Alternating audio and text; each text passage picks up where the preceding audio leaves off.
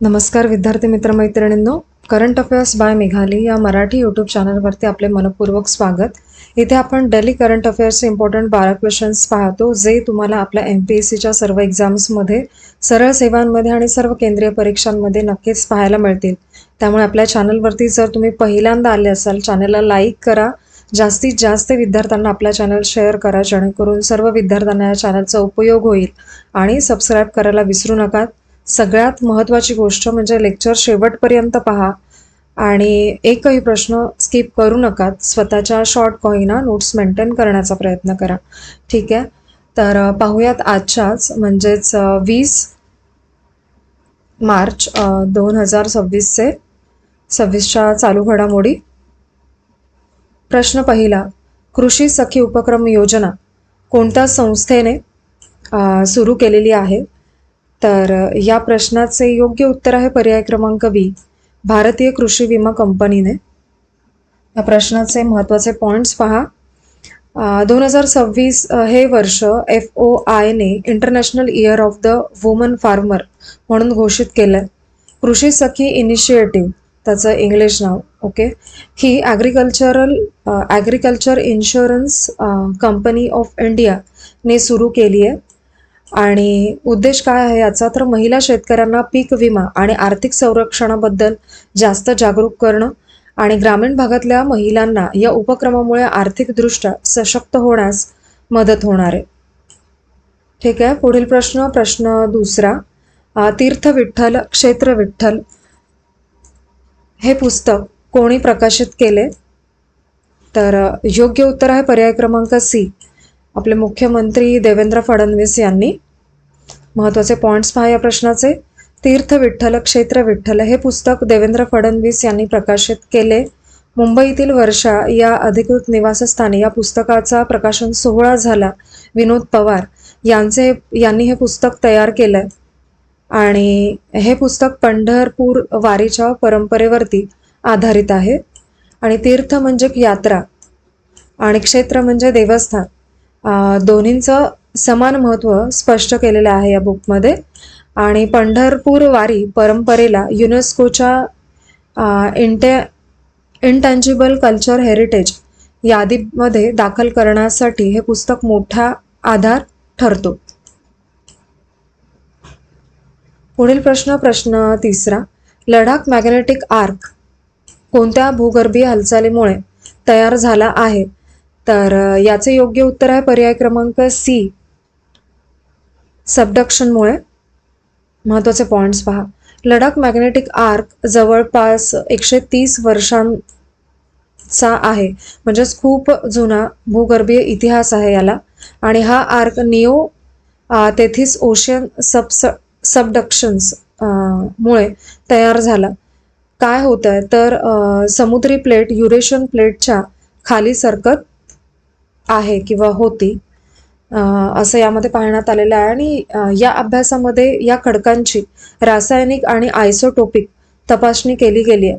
आणि dress निडार Iceland arc complex आणि लडाख बॅथोलिथ हे याचे मुख्य भाग आहेत. पुढील प्रश्न चौथा, HDFC बँकेचे चेअरमन अतनू चक्रवर्ती यांच्या राजीनाम्यानंतर अंतरिम चेअरमन म्हणून कोणाची नियुक्ती झालेली आहे? तर याचे योग्य उत्तर आहे पर्याय क्रमांक डी, केकी मेस्त्री यांचे. महत्त्वाचे पॉईंट्स पहा. अतनू चक्रवर्ती यांनी HDFC बँकच्या चेअरमन पदाचा राजीनामा दिला.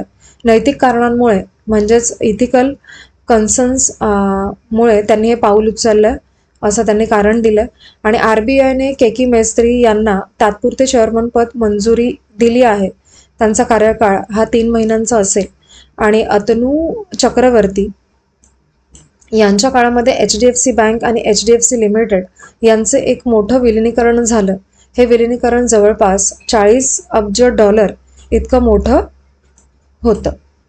पुढील प्रश्न पाचवा, 2025च्या आफ्रिकन कप ऑफ नेशन्स स्पर्धेमध्ये कोणता संघ विजयी झाला आहे?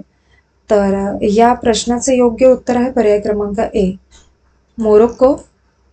महत्त्वाचे पॉईंट्स पहा या प्रश्नाचे. 2025 AFCON स्पर्धेमध्ये मोरोक्को नॅशनल फुटबॉल टीम विजेता म्हणून घोषित झाला.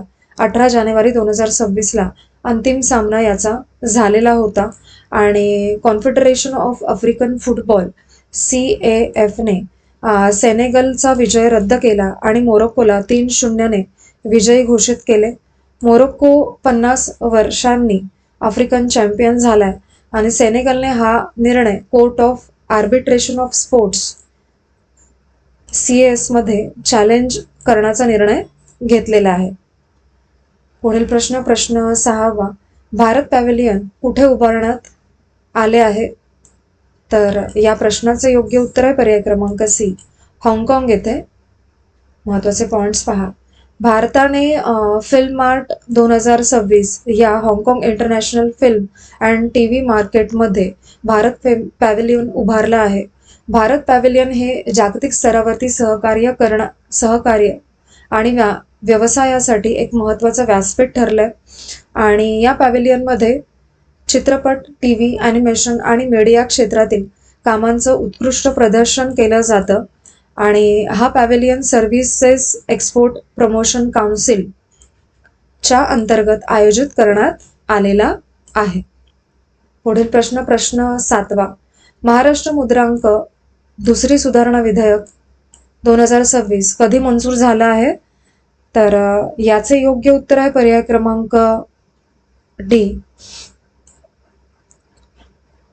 18 मार्च 2026 रोजी. महत्त्वाचे पॉइंट्स पहा.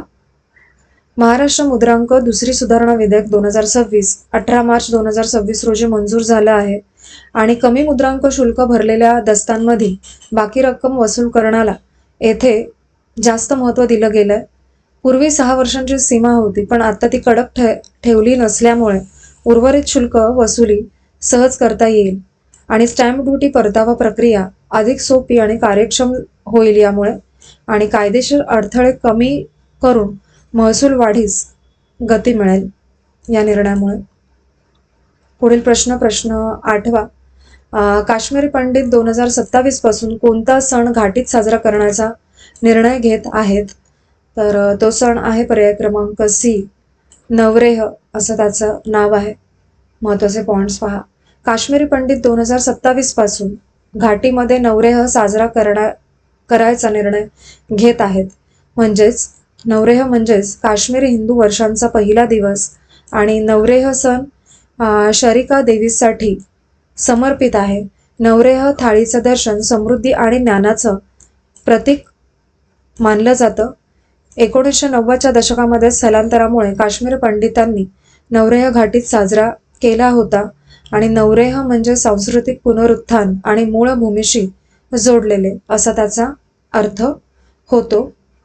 पुढील प्रश्न 9वा. जलगंगा संवर्धन अभियानचा तिसरा टप्पा कोणी सुरू केलेला आहे? तर या प्रश्नाचे योग्य उत्तर आहे पर्याय क्रमांक D, मोहन यादव यांनी. महत्त्वाचे पॉइंट्स पहा.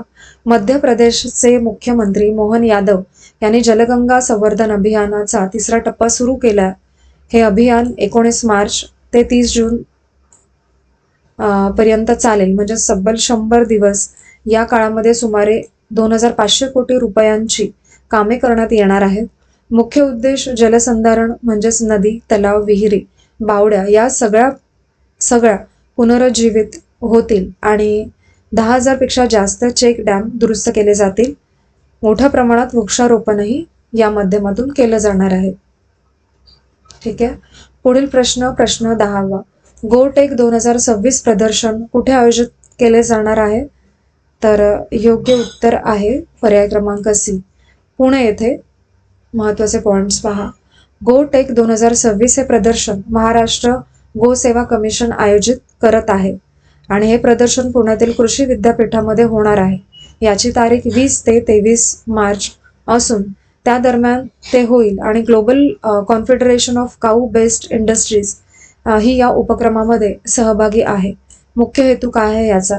तर गायीवर आधारित शेतीला प्रोत्साहन मिळवून देणे आणि डेव्हलप्ड इंडिया 2047 या उद्दिष्टाशी देखील हा उपक्रम जोडलेला आहे. पुढील प्रश्न 11वा. अमेरिकेसाठी सर्वात मोठा धोका कोणत्या देशांच्या क्षेपणास्त्र कार्यक्रमामुळे आहे असे कोणी म्हटले आहे? तर योग्य उत्तर आहे तुलसी गॅबार्ड. पर्याय क्रमांक ए बरोबर आहे. यांनी असं वक्तव्य केलेलं आहे. तुलसी गॅबार्डने सांगितले की अमेरिकेसाठी क्षेपणास्त्र धोका वाढत आहे. चीन, रशिया आणि पाकिस्तान हे अमेरिकेसाठी मुख्य धोके आहेत असंही त्या म्हणाल्या. आणि सध्या जगामध्ये 3,000 पेक्षा अधिक क्षेपणास्त्रे आहेत. 2035 पर्यंत ही संख्या 16,000 पेक्षा जास्त होऊ शकते. आणि अमेरिकेची अणु प्रतिकारशक्ती देशाचे संरक्षण करते आहे सध्या. पुढील प्रश्न 12वा आणि आजचा शेवटचा प्रश्न आहे हा. कालिंजर टेकडी राष्ट्रीय भूवारसा स्थळ म्हणून कधी घोषित करण्यात आलं आहे? तर याचे योग्य उत्तर आहे